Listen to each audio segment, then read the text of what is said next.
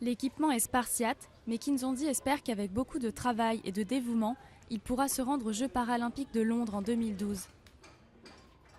Atteint par la polio quand il était bébé, il dépend de béquilles dans sa vie de tous les jours et d'une chaise roulante pour pouvoir pratiquer le sport.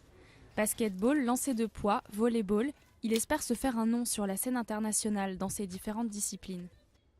Vraiment, ça me réjouit vraiment parce que je n'ai jamais attendu qu'un jour je ferai une sortie à l'extérieur pour participer au sport.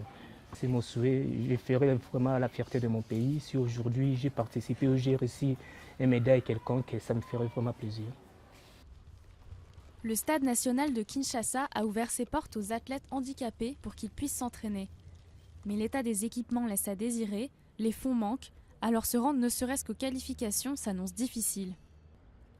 Et les fauteuils, nous n'avons pas de fauteuils roulants adaptés pour les courses de demi-fond, notamment les 1500 mètres, même pour les courses de vitesse ou les courses de fond. Je crois que ceux qui nous verront et qui souhaiteront nous aider, je crois que cette aide serait la bienvenue. À 6500 km au nord et par 30 degrés de moins, Londres s'active sur les derniers préparatifs pour les Jeux de cet été. Les organisateurs des Jeux paralympiques disent faire leur maximum pour s'assurer que le plus de nations possibles seront représentées en proposant leurs conseils et leur aide financière. Il y a de plus en plus d'athlètes qui viennent d'Afrique et nous essayons de donner à ces pays impliqués dans le mouvement paralympique des outils pour se développer, en travaillant avec eux et en mettant les structures en place pour qu'ils puissent s'agrandir et augmenter le nombre de leurs participants.